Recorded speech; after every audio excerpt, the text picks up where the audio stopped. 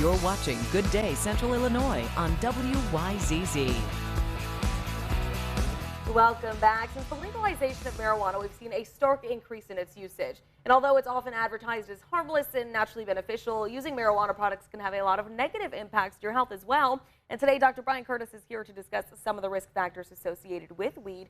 Good morning, Dr. Curtis. Hey, good morning. Thanks for being here. Thank you. Of course. So how much of an increase have we seen with marijuana usage?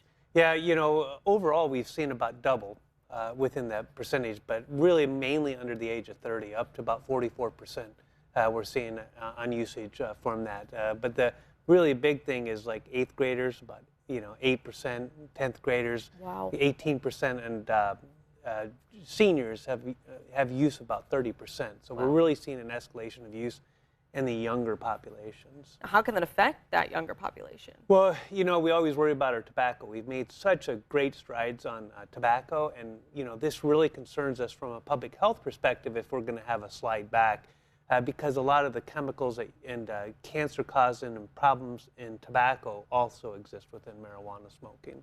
Very interesting. You learn something new every day. But now, how often are people smoking? At what methods are people typically using? Yeah, so about 3/4 of people usually smoke it, and then there's the gummies, the drinking, and the vaping, but most of it is within smoking. Is there a more, not effective, but a more negatively affecting one than another? The studies are showing the bad side effects are really kind of existing kind of across the usages, but the other problem is we only have a few studies coming out looking at it, so it probably needs a better look. Well, now, of course, we want to find out what those health issues can be that arise from marijuana usage, so if we can go into that. Yeah, so the Journal of American Heart Association just released a study looking at about 430,000 people, and they looked and they saw about 4% of that population used it, and what they saw was people that used it on a daily basis had about a 22% risk of heart attack and about a 42% increased risk of stroke.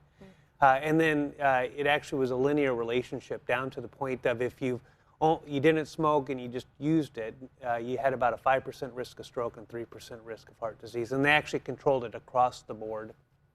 Now, you're talking about this usage that's really like across the board, even more with elders and also with our young adolescents. How is it affecting those elders versus those adolescents? Yeah, the risk extends across. Obviously, as you age, your stroke and heart disease risk increases.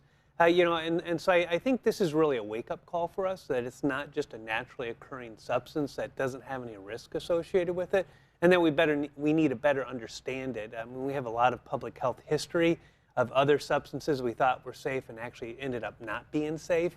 And I think this is a wake-up call for us to really kind of have a hard look at marijuana.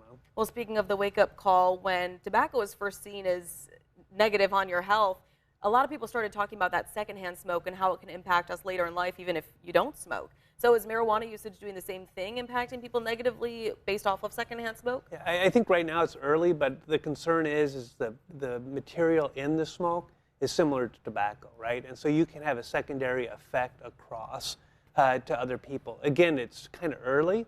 We have about 28 states that have it approved for recreation, and so our concern is that this is a little bit of maybe the tip of the iceberg, and that we could see a larger extent down the line. Well, there's also an argument back and forth that marijuana usage is addictive or it isn't, whether it is or not.